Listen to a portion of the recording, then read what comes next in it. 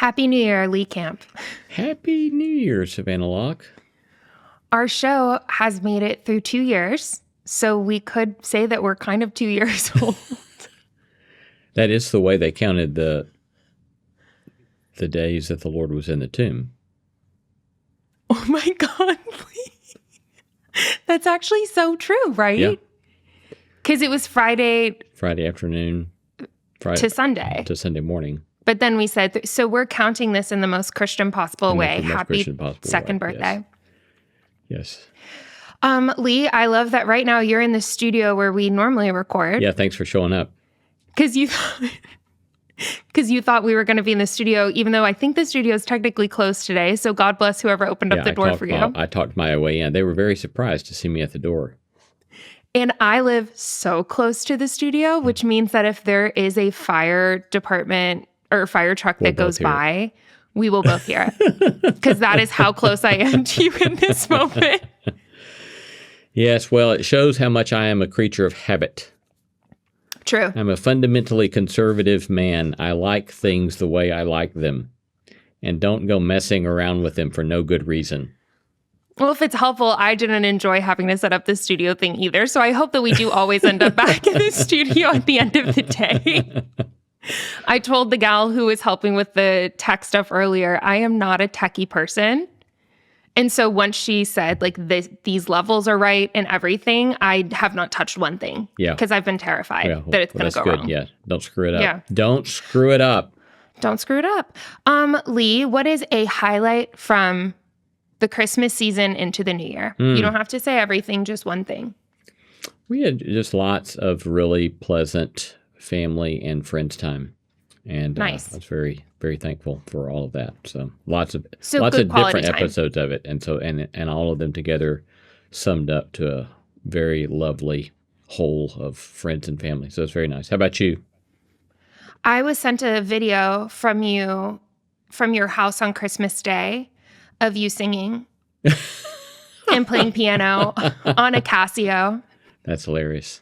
And I was like, when the Casio comes out, you know that it's going to be a very, very entertaining morning. Yeah, it's very entertaining. Yeah, it was great. I loved it. Yeah, that was me with one of my sons on ukulele and one of my nephews on acoustic upright bass and another nephew on acoustic guitar. Who was the woman that was singing? It wasn't Laura.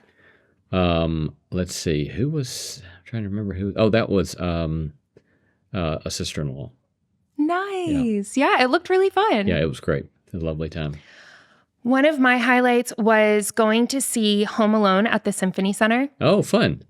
Have you, I know you've been to the Symphony Center because No Small Endeavor Show has been there, but have you seen a movie where they play underneath it? I have not. That's on my list to do one of these days. I hear it's very fascinating and fun. What movie would be worth it for you to go see? Like, would you be specific about it or would you be down for anything? I think anything that John Williams had scored would be fun to see. Which John Williams did score Home Alone. Oh, did he? Okay, I didn't remember that. And they said the story beforehand, the director shared that there was another person who was meant to score it, and that person had to back out at the last minute. So John Williams scored the whole thing in 1 week. Oh, my. Amazing. Isn't that wild? And it's the most magical thing. Yeah, that's pretty wild. Huh. Yeah. Remarkable. Yeah, that sounds fun. It would be fun. really fun. Yeah, it sounds very fun. They're doing like Harry Potter stuff. I don't know if you're into that. They are doing Harry Potter this year. They've done Lord of the Rings before. And so they do a lot of those epic films. Yeah, that's very cool. Well, Lee, today, oh, wait, I have to start the show. See, I've already forgotten. Yeah. I'm out of my routine too. And I have to like announce what we're doing. Lee, let's start the show. Let's start the show.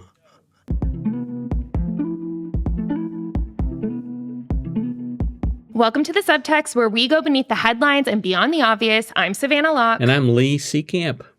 And we are out of our routine, but we are coming back. Yes, into indeed. 2026. We're going to sit right back into those rhythms that we established last year. Yes. And if you like what we're doing and want to help us get the show in front of more people, please do us a favor by following and rating wherever you listen.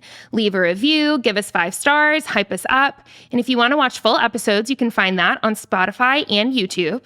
Lastly, you can follow the show at The Subtext Show, me at Savannah_Locke, and Lee at Lee C. Camp. If you have any questions or suggestions for the show, just DM us on Instagram at The Subtext Show. And that's that. That's on that. Lee Camp, we are talking about something that you asked me about, and I was shaken to my core that you had seen this movie, I think on the same day as me. Fascinating. This is all about Knives Out, the new Knives Out movie. I do say that I have looked forward with great anticipation to discuss Benoit Blanc. I knew you would love his character so much. What is not to like about Benoit Blanc? He is a very fine-looking Southern man, intelligent, who's very winsome. What is that accent for gallant. real? I don't know where he gets that accent, but it is clearly not Alabamian, but it is also clearly Southern. So it is maybe it's Louisiana, a Louisiana kind of stay in character the whole time, please. Kind of Louisiana accent, like this very thick drawl. Yeah. But magical. Yeah. And I knew you would love his character. Had you seen the previous 2 Knives Out films? I have. I loved number 1. I thought number 2 was mediocre, and I thought this last one was quite good. Very good. I agree. Number 2 lost me. Yeah. And I think without all the hype around number 3, I don't even know that I would have been interested in it. But when you and I grabbed like end of the year coffee, or that's not true. We didn't get coffee.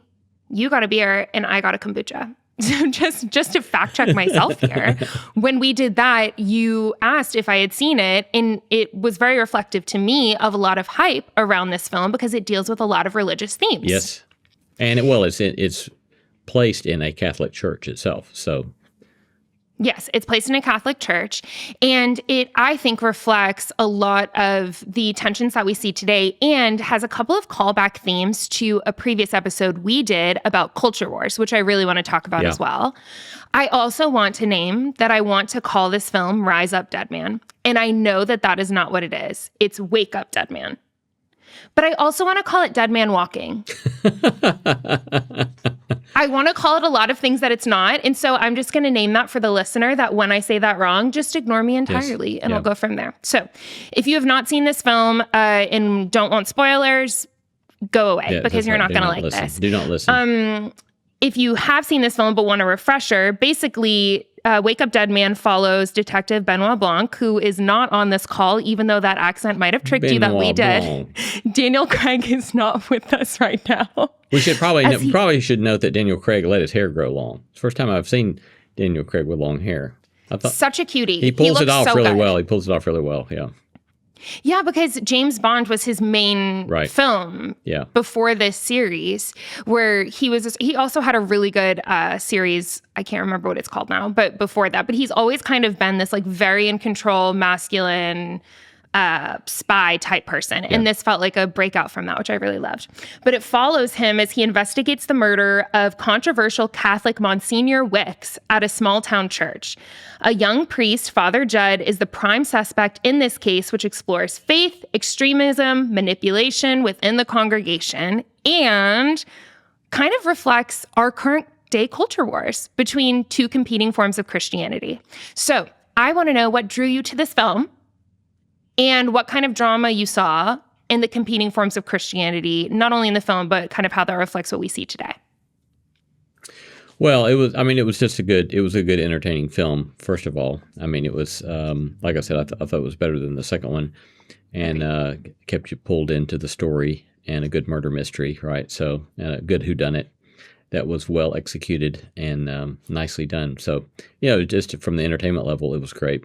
And as we'll be talking about, I think that the depiction it gave of honest questions about faith or lack of faith was quite compelling. And I found it even moving at a point or two that I thought was really, really poignant.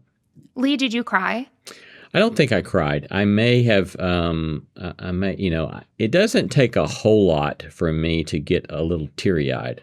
Mm-hmm. And I think I did get teary-eyed at one point. Yeah, I think I did too. Yeah. When Father Jud had that conversation, which we'll talk about with Louise, I thought that was a very moving pastoral moment between them. Yeah. But yes, so what we see starting at the beginning of the film is Monsignor Wicks, who is this very angry, controlling, confident priest who has basically dwindled down his congregation to be a very small but loyal group that are not loyal necessarily to God, although I think that they maybe had intentions of that, but were more loyal to him. So that is this congregation that Monsignor Wicks has created.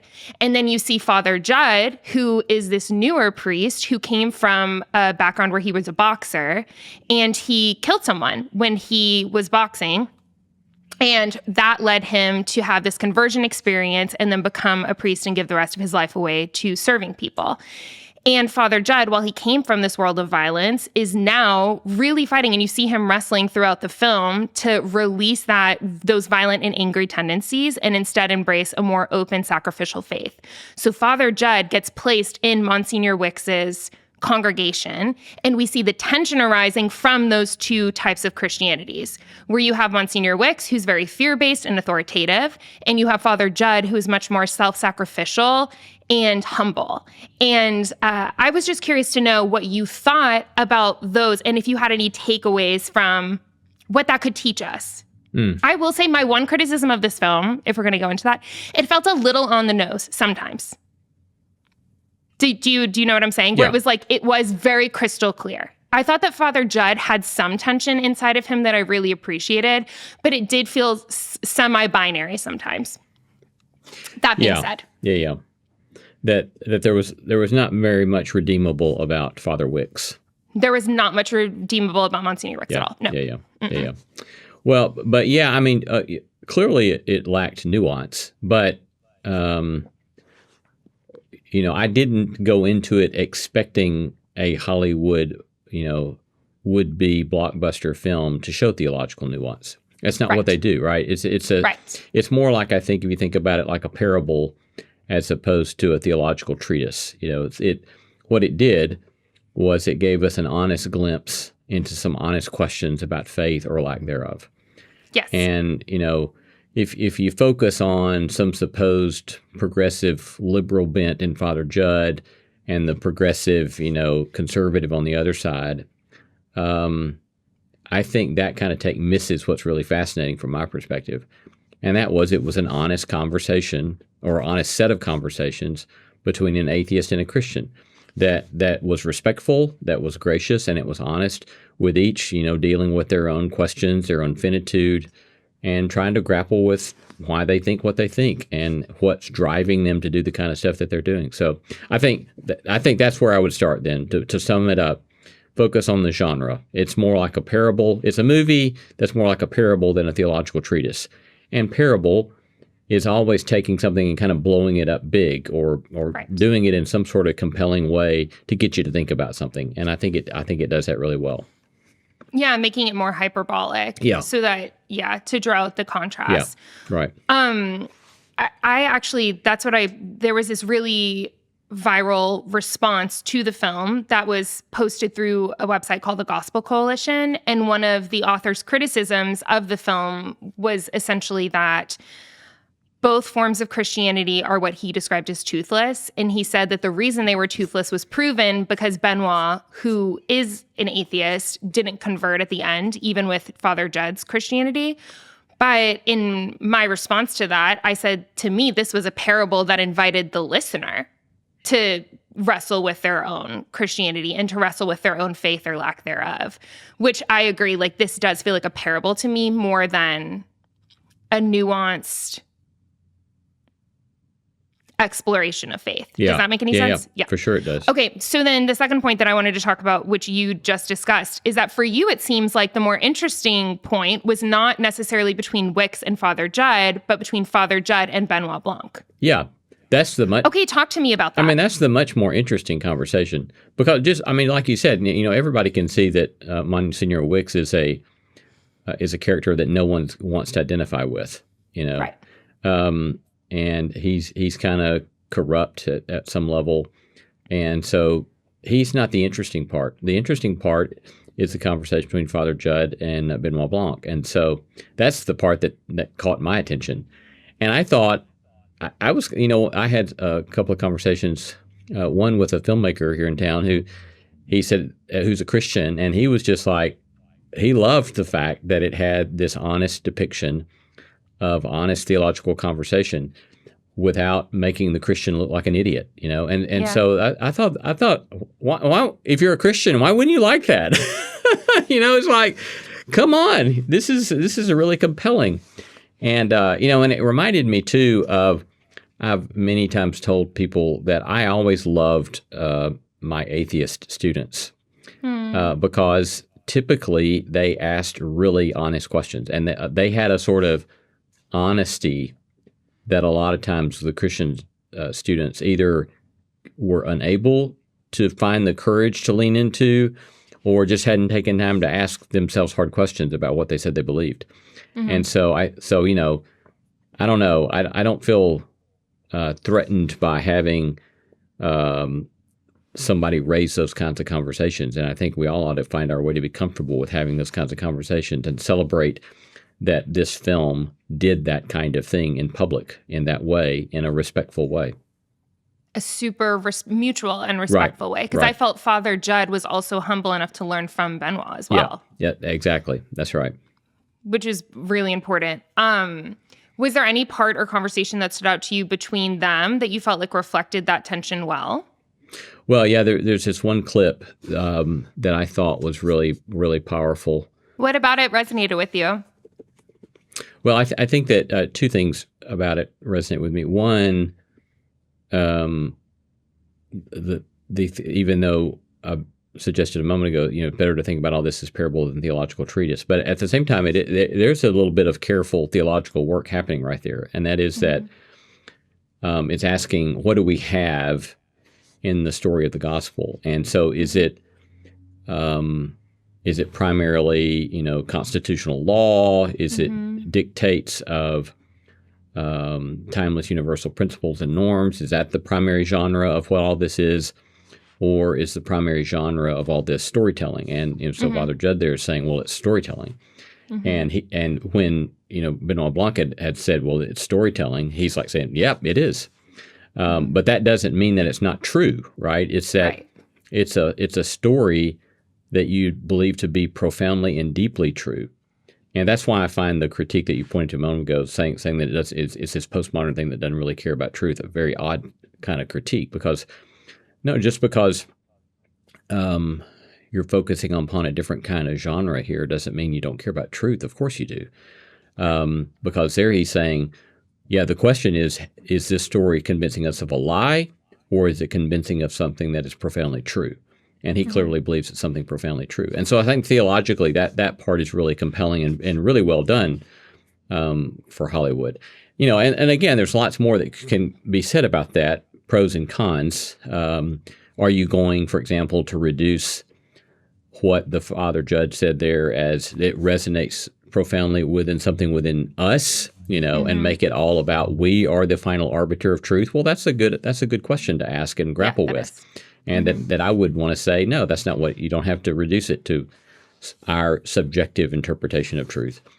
So anyway, lots more to be said about that theologically, but it's an interesting theological conversation.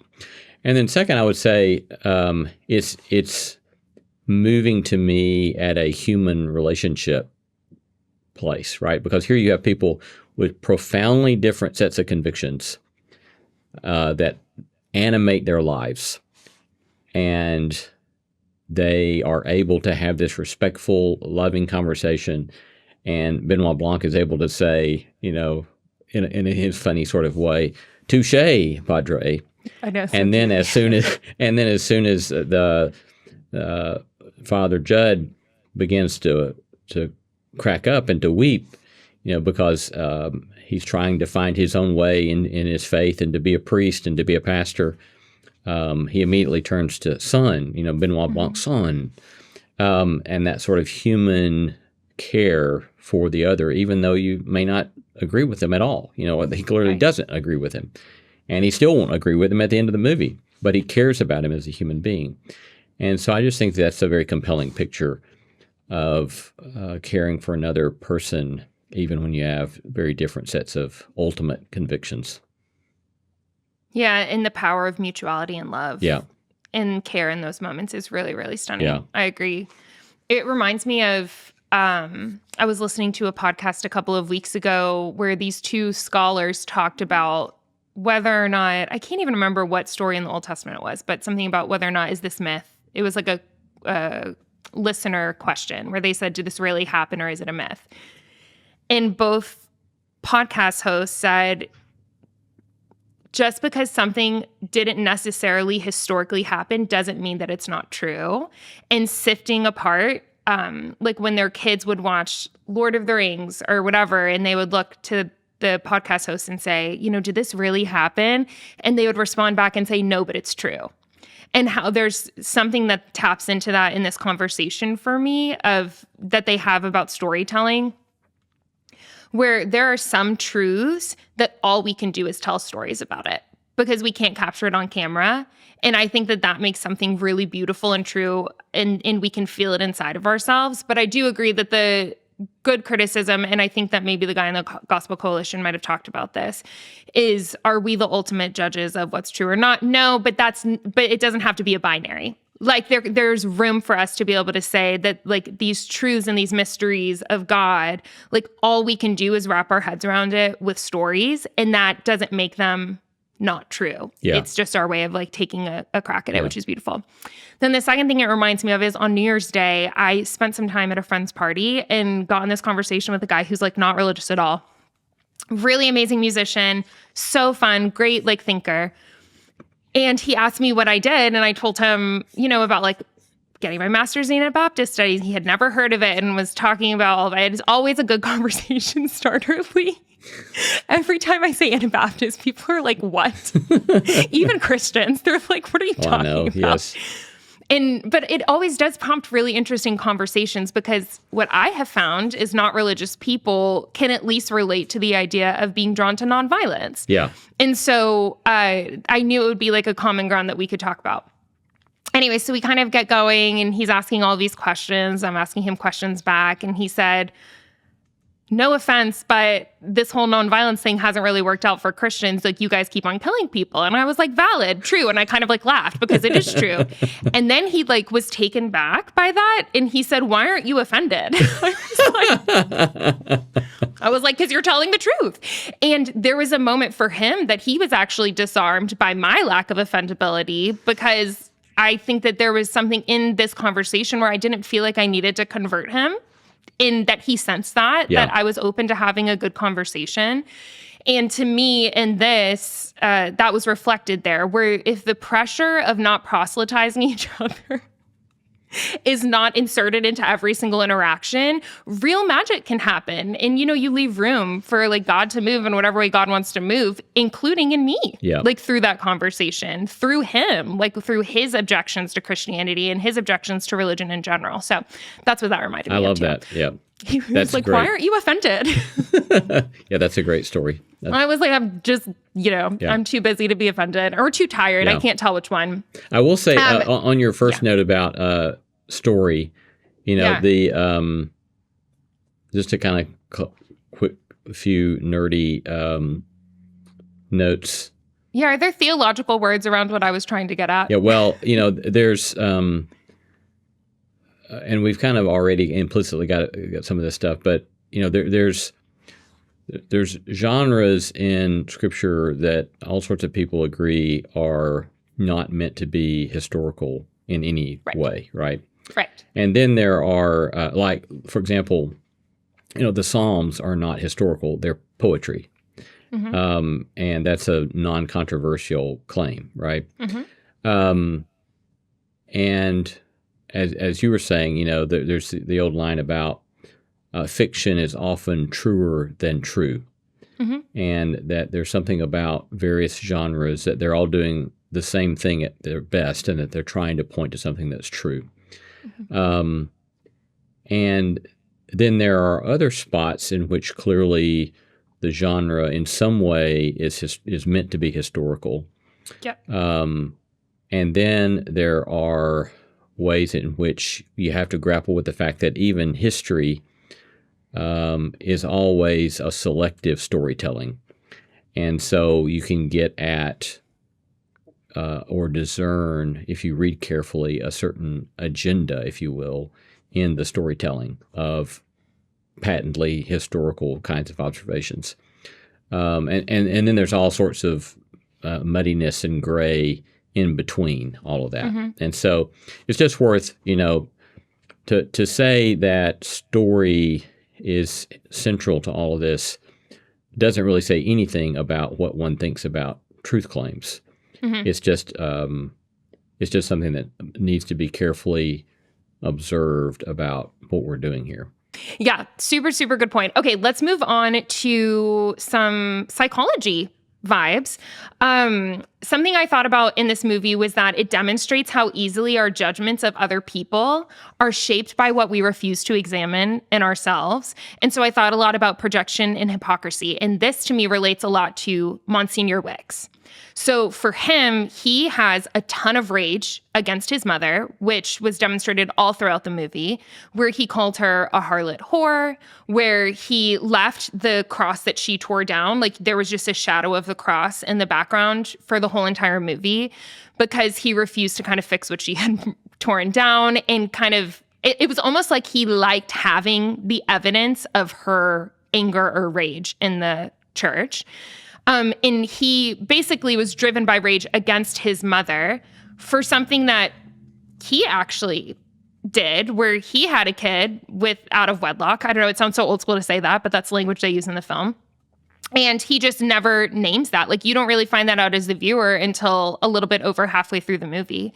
And so it was interesting to me that his anger was really just projection because he refused to deal with his own stuff.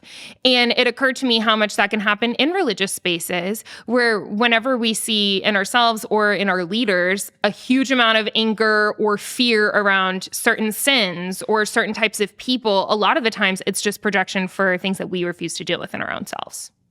Yep.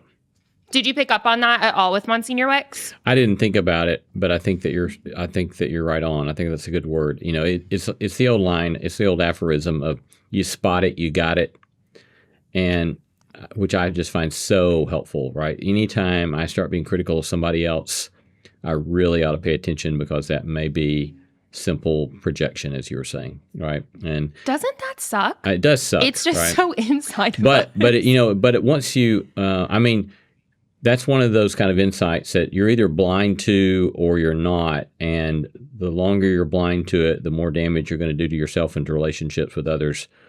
And then once I've had somebody help me see that, then the question is whether or not I'm willing to have enough courage to ask myself that question when I get angry at somebody. Am I just projecting my own stuff on that person or not? And that doesn't mean we're always projecting stuff on somebody else when we're angry about something. But it's a really good place to start first, I think, is to ask ourselves that question. You spot it, and to you check spot it, where you got the it. Energy. Yeah. You spot it, you got it. Yeah, to check where the energy is coming from too. Because I think that all of us have experienced probably righteous anger before at an injustice or whatever that maybe we haven't participated in. But I think all of us also know what it feels like when we're railing against someone because we know that it's in us too. Right. C.S. Lewis, actually, this is an old school quote, but C.S. Lewis has a great quote about that in Mere Christianity in his chapter on pride. Where he said that the more pride you have, the more you notice it in other people. Yeah. Yes. Which is just also taking from Jesus's the plank in your own eye and the speck in your brother's eye. Yeah. So why are you obsessed with the speck in your brother's eye and refuse to deal with it in your own? First deal with it in yourself, and then you can mention the speck in your which I think is really good. Yeah. But I just noticed that, and it was kind of a bummer to me to see it happen because another thing that I wanted to talk about, I don't know if we're going to have time, but about how like a lot of women suffered in this movie. And that to me was a great example of that, where the scapegoating was on the mother for something that he himself was participating in. Right. Okay, let's talk about my favorite part of the film and a lot of people's favorite part of the film, which was when Father Jud talked to Louise. Do you know this scene? Yeah, he's calling to find out when someone had scheduled something for delivery. Right. And he meets Louise, who's in charge of logistics at this construction company. And Father Jud is frantically trying to clear his name. Right. And when they're on the phone, Louise breaks down and starts talking about her relationship with her mother. Is it not the realest thing?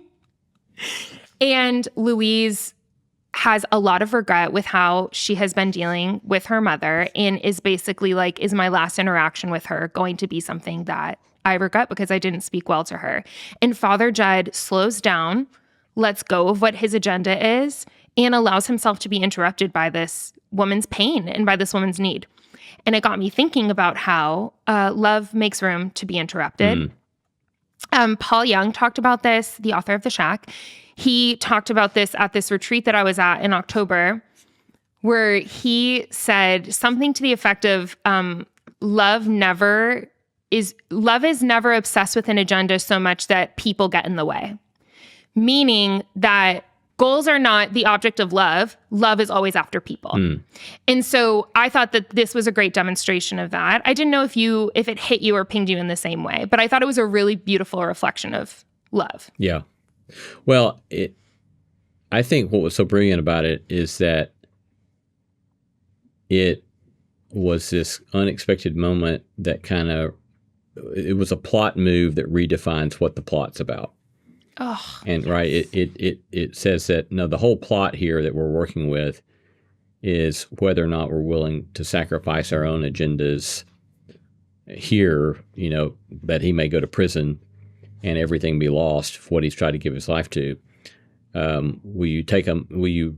you willing to sacrifice really what you need to pay attention to somebody else, right? So it redefines the plot.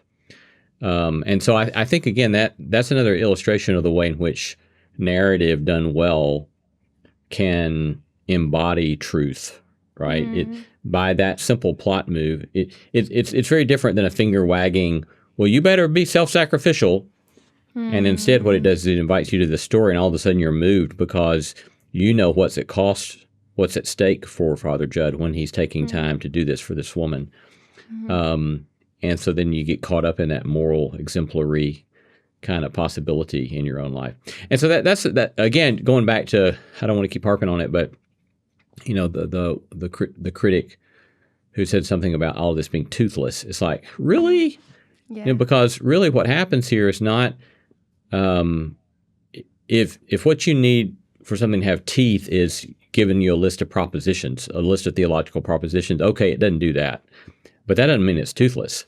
Because what it does do is, in this narrative, it redefines stuff, right? And in the narrative, by Father Jud going and doing what he does in his way, think about some of the things that happen. Is that it exposes stuff.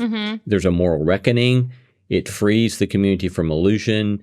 It means that the truth is finally spoken, and so people are freed from delusion. And what more do you want than an embodiment of the truth shall set you free than in that kind of story, right? And so, again, I think that episode with him on that phone call, again, embodies that in a very compelling way. Agreed. Yeah, I'm happy you brought up the criticism too in that language of toothless Christianity. Yeah. To me, that is the opposite of what occurred with Father Jud and Louise. Yeah.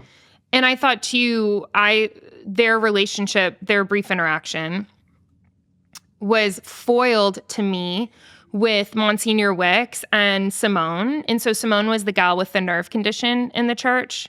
She was the person with what? The nerve condition. Remember, she was in the wheelchair. Oh, yes. And Monsignor Wicks saw her vulnerability and actually ended up exploiting it in taking all of her money to help fund his church. And to me, their relationship was a foil with how Father Jud interacted with Louise, where Louise could give him nothing in that moment. Like, Louise was not giving him the thing that he wanted, and he still slowed down and pastored her and was present with her. Whereas Monsignor Wicks exploited Simone's need in order to get stuff. Yeah. I thought it was a really interesting foil. It is a very interesting foil. I don't think I would have thought about that had you not pointed it out.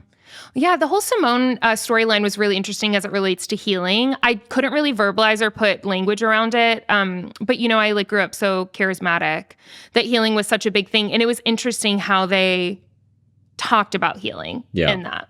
Yeah. Well, he even Father Jud even talks about it, that he was. I think he explicitly says something like, "I was not." I don't know if he uses the word miraculously, but he was not like instantaneously fixed or healed or relieved, but it's a sort of daily bread sustenance. And I mean, I personally relate to that a lot. I mean, I've had some of my greatest difficulties and pain in my life has seldom been instantaneously addressed. Did you just snap at the same time as me? I think we did. Yes. So there we had something instantaneous. We may be 3 blocks apart. Yeah, that's right. But we all snapped at the same time. So I haven't been instantaneously, a lot of my stuff has not been instantaneously addressed, but it's the daily bread kind of thing that is compelling to me. And, and again, that doesn't mean that I deny that some people haven't had instantaneous graces and instantaneous gifts. And I celebrate with them when they do. But again, it's a diversity of experience, and let's make room for a diversity of experience. Agreed. Yeah, Simone's arc was really interesting, and I want to rewatch the movie. I've seen it twice now, but I want to rewatch it another time and just pay attention to her, because I actually think too they did a really good job of symbolism in this film. And Simone at the end was wearing a cross necklace, which I sort of loved because she didn't wear it the whole time. And then after Monsignor Wicks was gone, she had a cross necklace on, and I was curious about what that might symbolize. But okay, 2 more things. I thought that this film did a great job of authoritarian spiritual leadership, demonstrating once again in a generally hyperbolic way, although I know a lot of leaders can be like this, and there are some like pastors and whatnot that do operate like this. But this to me showed, I read a book in college called The Subtle Power of Spiritual Abuse. I don't know if you've ever read it. I have not. Okay. Oh my gosh, Lee, I actually think you would find it interesting. Very fascinating book. But in this book, they talk about some of the characteristics of spiritually abusive leaders. And obviously, there's lack of accountability, us versus them mentality. All of this is shown with Monsignor Wicks and his leadership style. Performance occupation, where obedience and submission to authority are stressed constantly. And then I want to talk about this last one, which is unspoken rules. So one of the rules that they talk about in this book is the can't talk rule, where if you address the problem, you become the problem. And so the unspoken rules thing reminded me of the scene where Father Jud wanted to start that like little prayer gathering where like 6 people showed up and everyone was there because they thought Monsignor Wicks had approved of this meeting. But when they find out that Monsignor Wicks hadn't approved of it, they all started panicking and leaving. They were like, we're sorry, we thought this was an official thing. And to me, that showed a great example of unspoken rules, where he had such a control over the congregation that to even have a meeting without his approval was breaking an unspoken rule. And Father Jud was the one who was breaking the can't talk rule, where every time he would name something wrong, he became the problem, even though he was just addressing the problems. Yeah. So it felt really interesting to think about, like, if you watch this and, thought, wow, my pastor's a lot like this, I would really read this book. I would read The Subtle Power of Spiritual Abuse book. Yes. Well, that reminds me as well of the book I did recently read that you had mentioned as well, Hillary McBride's book on Holy Hurt. Yeah. And she talks a lot about outsourcing of moral authority and normalization of harm and so forth. But I know that, as you were describing that unspoken rules dynamic, I was remembering that in, let's just say, a church that mattered to me a lot. In my tradition, I once was back visiting, and somebody, it was big in our tradition to say that we have no creed but the Bible. And so we just have the Bible. We don't have any creeds. We don't need those human creeds and all that kind of stuff. And so that had come up in this Sunday school class that I was visiting. God, it sounds so pure, doesn't it? Yeah, it does. We have no creed but the Bible. And I said something like, well, clearly it is true we do not have a written creed. I said, but don't we all know that we have a creed? And we know what's in and what's out. And that we may not even talk about it unspoken, but we know what's acceptable and what's not acceptable. And we have an unwritten creed. And I was told later that the elders of that church had a meeting and discussed that I had said that. and that was the point at which it was stated. Again, this is secondhand, so I don't know if this really happened, but I was told that they made a decision that I would no longer be invited to teach a class or to preach in that church because I had said that very thing. And so it's right. There's immense power around unspoken rules, and if you mess with them, you're really messing with the DNA of an organization that can have some consequence. Lee, you disruptor. Naming reality can be very scary for people who want to live in denial. It can be, indeed, yes. One time I led worship at this big church, and it was one of those situations where I kind of got invited in last minute because they needed someone to fill in, and it was very welcoming, like, take ownership, please lead our congregation. We totally trust you, whatever. In that week when I was there, I met this gal who was in her young 20s, and she was so gifted as a worship leader and a singer. And she had been part of the church since she was a little girl. And so I said, hey, you should come lead one of my songs. Like, take one of my songs. You're ready. You can lead in this church. And I had taken seriously when they said, like, take ownership over this, do whatever you want. The set is yours. Like, live your life. So this gal sings her song. She was so excited. Her parents were so excited. She did a great job. And then after the service was over, the pastor's assistant walked up to me and said, did you invite her to sing? And I was like, yeah, we'd been working all week, whatever. And she said, well, did the pastor X, Y, and Z give you permission? And I was like, I'm so sorry. I was under the impression that you for real meant that I was able to do whatever. And it occurred to me, like, a lot of these places have these unspoken rules where you can't buck up against the system. And if you do, then you're on the out. So needless to say, I was not invited back to lead worship at that church again because I invited that sweet woman. But she does lead worship now today, which makes me really happy. Unspoken rules. Anyways, if any of this talk is resonating with you, once again, recommend Holy Hurt by Hillary McBride and then The Subtle Power of Spiritual Abuse. The Subtle Power of Spiritual Abuse is pretty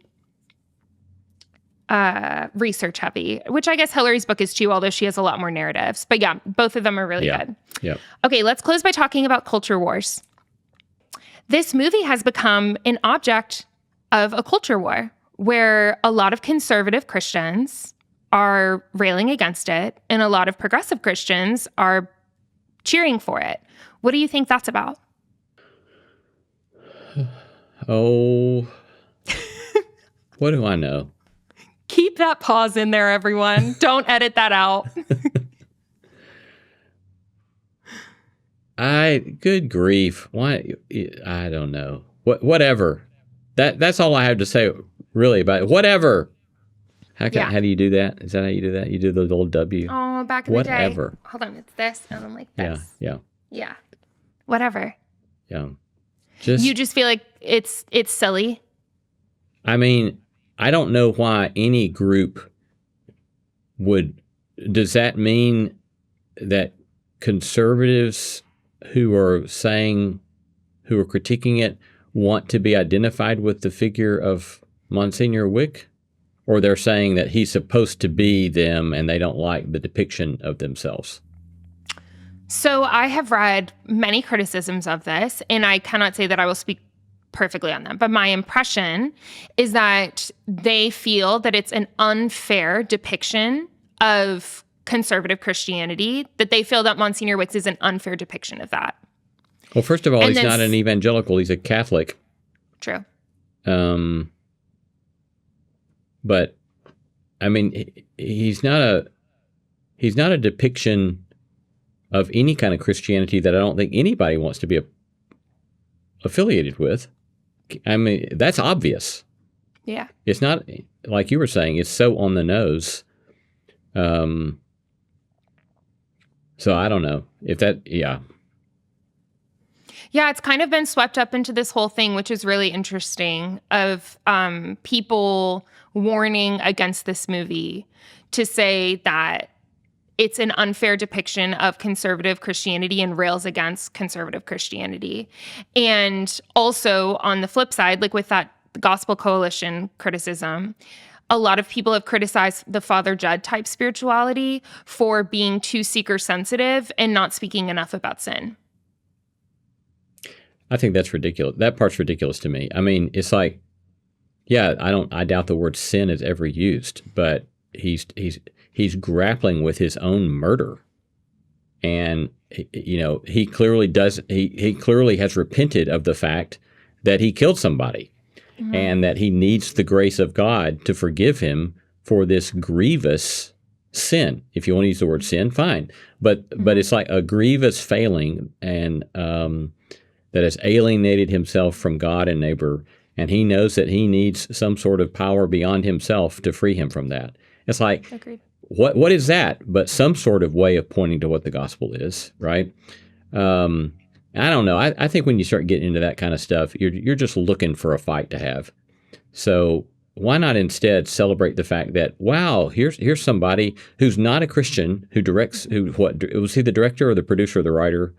Director. The director. So a guy who directs the film who's not himself a Christian, but gives this compelling picture of Christianity. Why not just say, hey, thank you. Yeah, we don't get too many of that. So thanks. And move on. Come on. Give me a break. Stop whining all the time. And that's on that. Stop whining all the time, says Lee Camp. Less whining in 2026. Less whining in 2026. That's right. Yeah, it was really interesting to see how it got swept up and how quickly it got swept up, too. Where it kind of became this marker, which we talked about in the Culture War episode, where it became a marker for where you stood religiously. And I was like, this is fascinating, that to say that you like this movie in some way reflects a lot more about your Christianity than most other things, which is wild. That's wild. People are silly. Life is crazy. I don't know. At the same time, well, maybe it does. Maybe that critic's true, though. Maybe the way you react to this does say a lot about what kind of Christian you are. I do think that there is some truth to that, and I do think that there's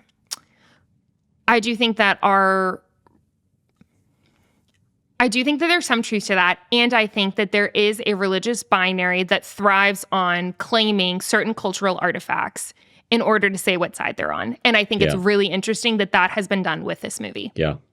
Yeah, agreed. Interesting. Yeah. Well, Lee, we're back. How does it feel? Savannah. Here's to 2026. Here's to 2026 and more scintillating pop culture commentary from Nashville, Tennessee. Music City, coming to you. Scintillating pop culture commentary. I'm just not going to say the word scintillating again in 2026. That's my commitment to the people. Maybe that can be our new tagline. Beneath the headlines, beyond the obvious, too. Scintillating pop culture commentary. Because you know what everyone says about a good tagline? Yeah. You need to Google it in order to understand it. Good to be with you, Lee. Good to be with you, Savannah. Take care.